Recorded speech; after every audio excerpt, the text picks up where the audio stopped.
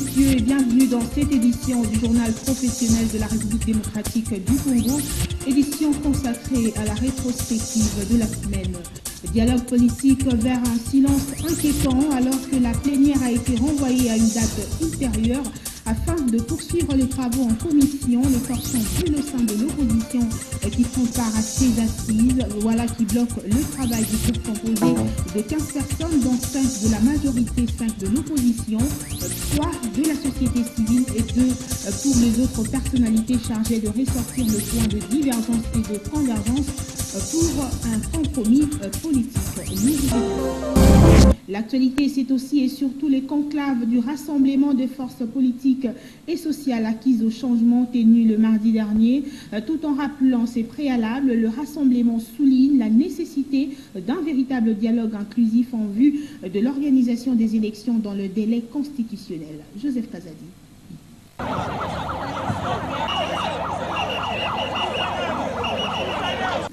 Cette rencontre avait pour objectif définir la ligne droite de la correspondance adressée à la présidente de la Commission de l'Union africaine en août dernier et au regard des derniers développements de la situation politique en RDC, des positions communes sur les différentes questions que soulèvent les processus électoraux et de manière générale la crise politique montée de toutes pièces par le régime en place, le tout dans la perspective de la tenue effective du dialogue politique conformément à la résolution 2277 du Conseil de sécurité de l'ONU. En 2016, nous avons donné un avertissement à M. Kabila, une carte jaune. Pour n'avoir pas convoqué le scrutin pour l'élection du président de la République, comme le lui prescrit l'article 73 de la Constitution, la CENI a donc violé intentionnellement la Constitution de la République. Par conséquent, le rassemblement exige des sanctions contre les institutions responsables de cette impasse politique. À cet effet, il demande la démission immédiate des membres de la CENI ainsi que du gouvernement pour leurs responsabilités dans l'impasse électorale actuelle. S'agissant du président de la République, déjà en préavis, le rassemblement intensifiera les actions pacifiques amorcées le 19 et 20 septembre jusqu'à son départ du pouvoir le 19 décembre 2016. En conséquence, pour les rassemblements, à partir du 20 décembre 2016, Joseph Kabila ne pourra plus engager la République tant à l'intérieur qu'à l'extérieur du pays. C'est pourquoi les conclavistes réunis autour d'Étienne Tshisekedi soulignent la nécessité de définir un régime spécial devant assurer la gestion du pays de manière à organiser sans tarder les élections dans le respect de la Constitution et des normes démocratiques.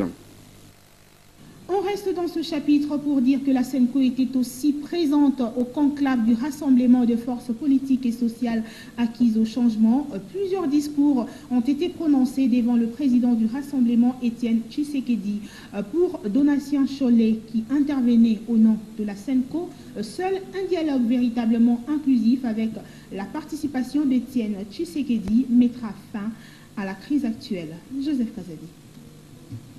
Contrairement à ce que pensent certaines langues mal intentionnées, la conférence épiscopale nationale du Congo a toujours été et reste une église au milieu du village.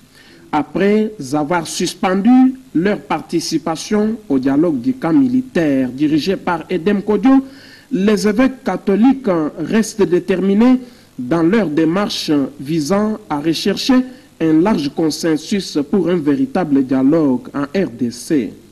Voilà ce qui a justifié la présence de la SENCO hier au conclave du rassemblement. La SENCO reste convaincue que seul un dialogue inclusif dans le respect du cadre constitutionnel dont le président Tshisekedi est le premier à en avoir évoqué la nécessité,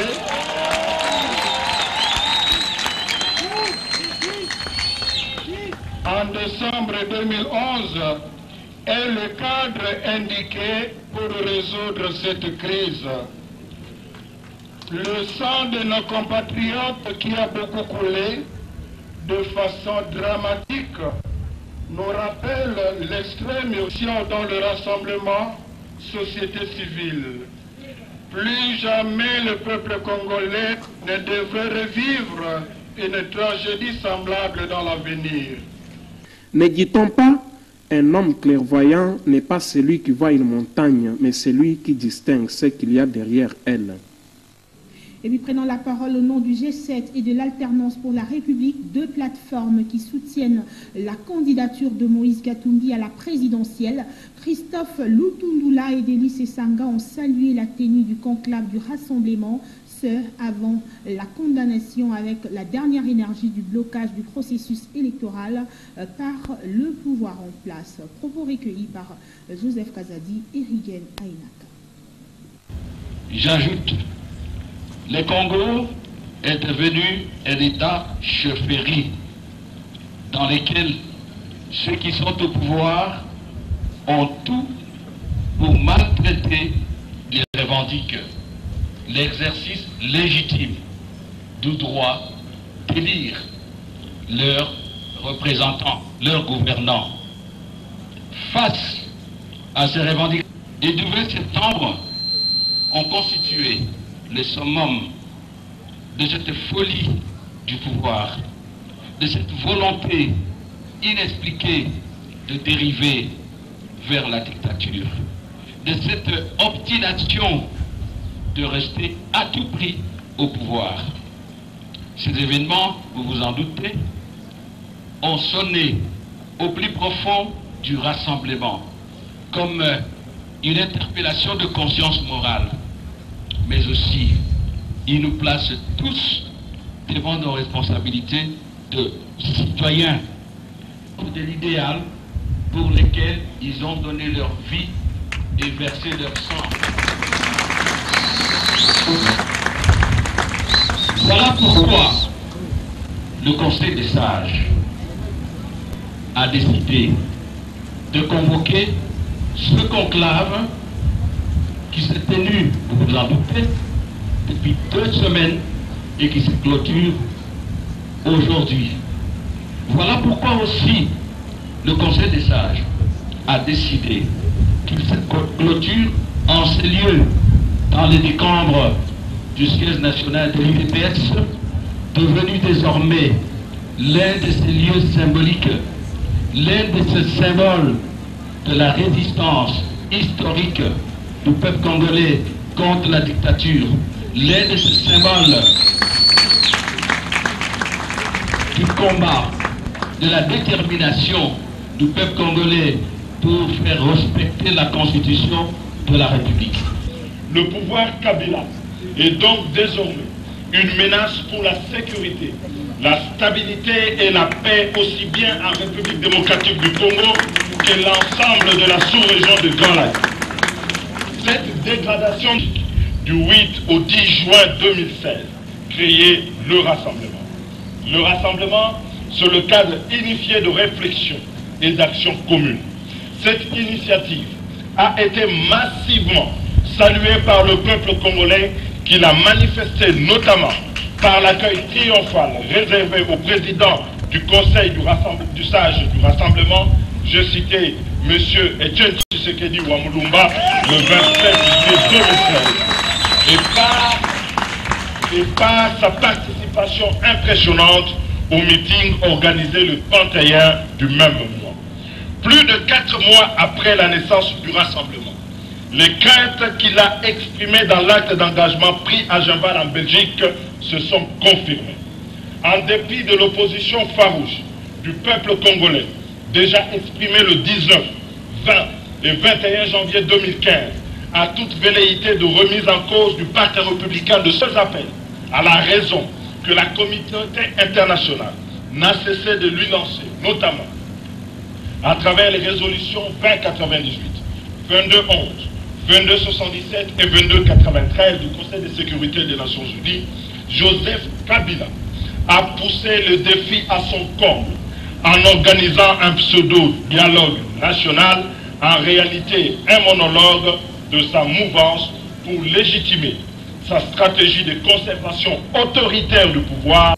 Et puis la mission de l'ONU en RDC dit prendre acte des résolutions du conclave du rassemblement tenu le mardi dernier à Limete. Félix Prosper-Basse réaffirme la volonté de la MONUSCO seule d'œuvrer pour la paix et le soutien du dialogue national en RDC. Suivez ces propos recueillis par Archinette Bantian. Nous avons pris connaissance effectivement des conclusions issues du conclave qui a été tenu par le rassemblement depuis à peu près 2 semaines. Et nous avons aussi pris connaissance des thématiques qui ont été abordées au cours de ce conclave. Et nous prenons aussi acte de ce qui a été retenu au niveau du rassemblement. Ce que je peux vous dire, c'est que nous disons la même chose. La MONUSCO, les Nations Unies et tous les autres partenaires de la République démocratique du Congo font un plaidoyer depuis fort longtemps pour que ce dialogue qui a été initié par les autorités de la République démocratique du Congo, parce qu'il faut préciser que c'est la RDC qui a demandé ce dialogue. C'est la RDC aussi qui a soumis sa requête pour la nomination d'un facilitateur à ce dialogue-là, qui est M. Edem Kodjo. Donc ce que je peux vous dire tout simplement, c'est que sur la base du principe de la subsidiarité des institutions, l'Union africaine, qui a aussi été approchée par les autorités de ce pays, a désigné un facilitateur qui est en la personne de M. Edem Kodjo, avec une feuille de route et une mission bien précise et des objectifs à atteindre. Il se tiendra le 26 octobre prochain à Luanda, en Angola, un sommet international pour trouver une solution de sortie de la crise politique en RDC. Cette réunion, organisée conjointement par la Conférence internationale sur la région de Grand Lac, les Nations Unies, la SADC et l'Union africaine, était prévue de longue date. Mais le heurt du 19 et 20 septembre dernier, tout comme la difficulté à ce que les acteurs politiques congolais trouvent un accord sur les élections, donne un sens particulier à ces sommets de chefs d'État. D'abord, les experts de l'Union africaine, de l'Organisation des Nations Unies et de la CIRGL vont se réunir dès la semaine prochaine. Enjeu, suivi de la situation politique en République démocratique du Congo. Voilà l'un des engagements pris par la communauté internationale et les 14 pays de la région lors de la signature des accords d'Addis Abeba en février 2013. Au cours de ce sommet des chefs d'État qui se tiendra en Angola, les dizaines de morts dans les incidents survenus le 19 septembre, tout comme le difficile dialogue politique à Kinshasa, donneront à cette réunion un caractère d'urgence tout particulier. Certainement que les élections ne seront pas possibles à la date prévue qui devait être donc à la fin de l'année, mais éventuellement il faudrait une certaine période de transition pour que l'on puisse conclure avec les aspects techniques et financiers qui manquent pour la réalisation des élections. L'Organisation des Nations Unies, l'Union africaine comme les chefs de la région des Grands Lacs pourraient donc proposer un appui technique et financier pour organiser au plus vite les élections présidentielles et législatives. Aussi, lors de ce sommet, la situation en Centrafrique, au Soudan du Sud et au Burundi seront également abordées. Un climat politique tendu en République démocratique du Congo, la Belgique s'en mêle. Dans une déclaration faite dans le média belge, le ministre des Affaires étrangères de la Belgique, Didier Reynders, a annoncé quelques mesures prises par son gouvernement en vue de mettre de la pression sur les autorités congolaises. C'est notamment la limitation à 6 mois des visas accordés aux autorités congolaises. Pour sa part, Kinshasa menace également d'user de son droit de réciprocité vis-à-vis de Bruxelles. Un récit de Ruffin Bilbao. L'évolution de la situation politique toujours incertaine en RDC à 3 mois de la fin du mandat constitutionnel du président de la République aurait motivé la décision de Bruxelles de réduire à 6 mois la durée de validité de visa octroyée aux dirigeants politiques congolais. Intervenant dans les quotidiens les soirs, le chef de la diplomatie belge s'est dit inquiet du contexte et du cadre d'après le 20 décembre et qui introduira à ses yeux la RDC dans une toute autre logique. Face à la perplexité que renvoie l'évolution politique dans cette ancienne colonie belge, Didier Reynders a décidé de limiter à 6 mois maximum la durée des visas accordés aux responsables de la RDC et porteurs de passeports diplomatiques qui avaient jusqu'ici une durée maximale d'1 année. Cependant, l'ensemble de la population congolaise n'est pas quant à elle concernée par cette mesure. En réaction, Kinshasa envisage à son tour des sanctions astreignantes à l'endroit de Bruxelles, notamment le refus de visa aux détenteurs de passeports diplomatiques belges. Le vice-ministre en charge des Congolais de l'étranger, Antoine Boyamba, l'a annoncé hier sur les antennes de la RTNC, Radio-Télévision Nationale Congolaise. Selon le vice-ministre des Congolais de l'étranger, la RDC menacerait même de prendre des sanctions économiques contre la Belgique. Ces sanctions, s'il y en aura, le seront en vertu du principe de réciprocité qui est la règle numéro 1 diplomatique, expliquent ces diplomates congolais. Dépréciation du franc congolais par rapport aux devises étrangères, la situation devient inquiétante. Malgré les mesures d'atténuation annoncées récemment par la Troïka stratégique, le franc congolais continue à dégringoler. Le dollar américain s'échange à 1200 francs congolais. Conséquence, spéculation sur le marché. Suivez ce constat fait par Vincent Muzungu et Rigen Aïnak. La devise nationale congolaise, le franc congolais, a perdu quasiment sa vraie valeur monétaire, observe-t-on désormais ces derniers mois, car l'on assiste à une montée en vitesse de la devise étrangère qui bat son plein. Sans surprise, cette situation se répercute sur les vécus quotidiens des Quinois et à terme illustratif, les dollars américains se négocient au-delà des 1150 francs et 1200 francs après avoir été durablement maîtrisés autour de 930 francs et 940 francs. Nous ne savons pas si c'est notre économie qui pose problème ou comment. Le Premier ministre a parlé de l'émergence de l'économie, mais en réalité, ce qui se passe, c'est déplorable. Le carburant a augmenté, la vie sociale, ça ne va pas du tout. Ça nous fait très mal. Au vu de cette situation, la plupart des produits alimentaires, voire cosmétiques, ont connu la hausse des prix, à l'exception des secteurs des transports, quand bien même que le carburant ait aussi connu une recrudescence. Le motocycliste lance leur cri d'alarme. Ça fait au moins, si je ne me trompe pas, depuis 2009, les dollars étaient au niveau de 92, si je ne me trompe pas. Comment faut-il brusquement comme ça et puis augmenter et puis on n'arrive même pas à acheter quelque chose grave.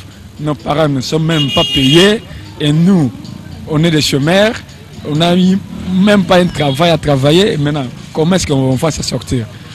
Nous aurions voulu voir la maîtrise du cadre macroéconomique s'imposer à tout prix, crient haut et fort certains Congolais. Éducation à présent, poursuite des soutenances des travaux de fin d'études à l'Institut facultaire des sciences de l'information et de la communication IFASIC. Vendredi, c'était les tours de notre confrère Joseph Kazadi, secrétaire de rédaction du JT-APIC, qui a défendu publiquement et avec brio son mémoire de licence intitulé « La place du documentaire dans la grille de programme de Direct Télévision ». Le temps fort de cette séance académique dans cet élément de Rufani Balla. À travers ce sujet, le chercheur est parti du constat selon lequel, depuis la libération de l'espace de médias d'Alex Zahir, aujourd'hui République démocratique du Congo, la RDC a connu une prolifération de médias. Curieusement, ces derniers affichent presque tous le même contenu. Et cependant, l'un des sorts du lot, il s'agit de Direct Télévision qui accorde 1035 minutes de volume horaire, soit 22% dans sa grille de programme, aux émissions dédiées aux documentaires. Dans un jury composé d'éminents enseignants de l'IFASIC, dont le professeur Espérance Baïdila, le professeur Moussoko Abombe et le chef de travaux Kankou, le resplendeur Joseph Kazadi, sans froid aux yeux, a défendu son thème avec brio et perspicacité. C'est ainsi qu'à cette problématique, nous avons posé des questions ci-après. Quelle est la place du documentaire dans les grilles de programmes des chaînes commerciales de Kinshasa? Quelle est la place du documentaire dans la grille de programmes de Direct TV? Dans cette optique, nous avons postulé l'hypothèse selon laquelle la place d'un programme dans une grille de programmes est tributaire des goûts du public cible et de la capacité productrice de la chaîne de télévision. Une chaîne de télévision qui vise un public élitiste accorde dans sa grille de programme une place importante au contrat d'explication, notamment les documentaires, pour éveiller sa conscience. Sans nul doute, Joseph Kazadi, qui au terme de 5 mois de recherche, avait bien cerné la quintessence de son travail, s'est déchaîné avec un argumentaire solide et convaincant. Par exemple, les cas des événements du 19 et 20 septembre dernier, il y a eu des dégâts matériels importants et les journalistes peuvent se permettre de produire une émission à caractère politique. Par exemple, dans une émission à caractère politique, les journalistes peuvent se permettre d'expliquer les faits qui se sont produits pour donner les avantages et les inconvénients de ce qui vient de se passer. Et à la télévision, ce que les journalistes donnent comme produit, on appelle ça émission. Les programmes qu'on retrouve dans une grille, comme nous parlons de direct télévision, il y a plusieurs émissions. Et l'ensemble de toutes ces émissions se retrouve dans un document appelé grille des programmes. Donc, voilà un peu de mots, ce que je peux donner comme explication s'agissant de la différence entre émission et programme. Après un échange scientifique houlé entre récipiendaires et membres du jury, ces derniers s'est retiré pour une courte concertation. S'en est suivi de la délibération. Après avoir entendu le récipiendaire, après avoir apprécié la forme du travail et après avoir délibéré à huis clos, a pris 2 décisions. Seulement, conformément aux instructions de l'université, je vous communique une seule. Le travail est reçu. C'est fait. Le travail est déclaré recevable et sous une émotion de son auteur, accompagné d'une pluie d'acclamations de ses condisciples, confrères journalistes et autres connaissances et membres du jury.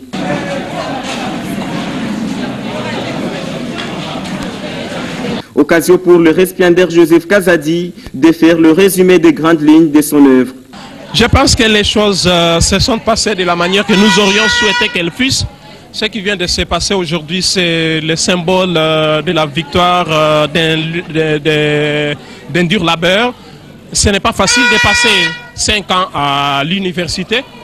Aujourd'hui, nous avons terminé. Nous n'avons qu'à dire merci à tous ceux qui ont contribué à notre formation. Nous rendons aussi grâce au Seigneur parce que nombreux sont ceux qui avaient commencé avec nous, mais n'ont pas pu arriver à ce niveau. Ici est de noter que cette soutenance consacre un marathon universitaire de 5 ans sans faille et digne d'un combattant scientifique. Encore une fois, félicitations à toi Joseph Kazadi.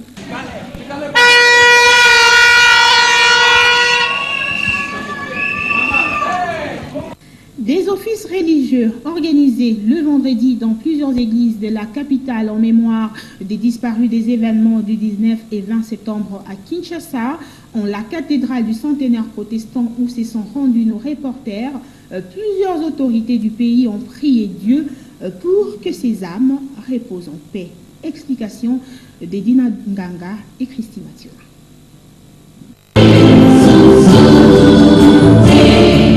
Alors que certains parmi eux sont déjà enterrés, les Congolais continuent à pleurer les leurs succombés lors des manifestations de l'opposition le 19 et 20 septembre. Ici, à la cathédrale protestante du centenaire, l'officiant du jour a recommandé les âmes de nos compatriotes auprès du Père Céleste. Il a en outre recommandé une repentance des uns et des autres, l'une des conditions sine qua non pour nous plonger dans l'amour de Dieu. Monseigneur Mazabourou a appelé les Congolais à s'abstenir de tous les actes de vandalisme qui pourraient compromettre la démocratie en République démocratique du Congo. Signalant que d'autres cultes similaires se sont déroulés à Kinshasa, entre autres à la cathédrale Notre-Dame du Congo, au centre Kimbangiste et à la mosquée Isoké dans la commune de Kinshasa. On se quitte avec cette triste nouvelle de la famille Ngoma à laquelle se joint le JTA PIC frappé par la disparition tragique et inopinée de l'ex-vice-président de la République Zaïdi Arthur Ngoma, décédé mercredi dernier en France. Homme des cultures, de paix et du dialogue, Arthur Zaïdi Ngoma est mort alors qu'il servait son pays en participant au dialogue politique. Seule voix, selon l'illustre disparu, pour la résolution de la crise qui sévit au Congo démocratique. On l'écoute dans cet extrait sonore, l'une de ses dernières interventions dans le média, interview accordée à Joseph Kazadi et Rigen Ainaka. Vous trouvez la logique, et la logique était contestable. Donc, mais comme j'ai voulu ça aujourd'hui, on dira, ben oui, Zaïdi, il est en connivence avec le pouvoir. Mais non, Zaïdi n'est pas en connivence avec le pouvoir. Il est en connivence avec la logique. Et ce qui peut sauver le pays, c'est ça. Mais nous sommes déjà au-delà de 2016. Nous sommes le mot glissement, quand on glisse, on tombe. On ne reste pas debout. Quand on glisse, on tombe. Ceux qui ont glissé, on les connaît. Vous avez vos institutions qui ont glissé. Hein? Bon, pourquoi ça n'a pas soulevé le débat? Aujourd'hui, nous sommes devant une question fondamentale. La présidence de la République, qui doit se faire comme élection. Ça se fera. Et personne ici ne dit qu'il ne faut pas faire ces élections-là. Personne ne le dit. Personne ne dit qu'il faut violer la Constitution. Personne ne le dit. Et pour vous permettre de connaître davantage l'illustre disparu, suivez le portrait de Arthur Zaïdi Ngoma que nous propose Sarah Mangota. Logique. Et la logique était contestable. Donc, mais comme j'ai voulu ça aujourd'hui, on dira, ben oui, Zaïdi, il est en connivence avec le pouvoir. Mais non, Zaïdi n'est pas en connivence avec le pouvoir. Né le 18 septembre 1947 à Kalima au Maniema, il était vice-président en charge des affaires sociales et culturelles pendant la transition de 2003 à 2006 en RDC. On comptait alors 4 vice-présidents issus de factions rebelles qui sévissaient dans l'est du pays et de la composante gouvernement. Il est détenteur d'une licence en droit de la faculté de droit et des sciences économiques de l'Université d'Orléans en France en 1976. Il a combattu les régimes de Mobutu au pouvoir de 1965 en 1997. Après obtention de son diplôme de licence en France, il va travailler comme fonctionnaire de l'Organisation des Nations Unies pour l'éducation, la science et la culture entre 1978 et 1998. Il a notamment assumé les fonctions de responsable de programme mondial de l'UNESCO concernant la paix, le désarmement, la recherche et l'éducation en droit international public. Zaïdi Ngoma va aussi combattre le régime de Laurent Désiré Kabila, ancien président de la RDC, 1997-2001. Il sera arrêté et gardé à la prison de Makala de Kinshasa, puis transféré au Katanga à Likasi, à la prison haute sécurité de Boulouo. Dans la poursuite de son combat contre le nouveau régime instauré par l'AFDEL, il va s'engager dans la rébellion initiée par le Rassemblement congolais pour la démocratie RCD. Artisan du dialogue entre Congolais, il va créer en 1999 à Bruxelles l'Union de Congolais pour la paix. Pour ce fait, il a entrepris de consultations de forces politiques significatives qui aboutira à la signature des accords de Lusaka entre belligérants. Après ces dialogues, il fut élu par sa composante opposition vice-président de la République aux côtés de 3 autres vice-présidents issus de composantes belligérantes et gouvernement. L'histoire retiendra que le 12 février 2004, Arthur Zaïdi Ngoma avait signé un contrat avec le fonctionnaire de l'État pour améliorer leur salaire. Ce contrat a été appelé Accord de Mboudi. Rappelons que Arthur Zaïdi Ngoma prenait part au dialogue national débuté depuis le 1er septembre dernier en qualité de personnalité politique. Que son âme repose en paix. Et c'est la fin de cette édition du journal professionnel de la République démocratique du Congo. On se retrouve très vite.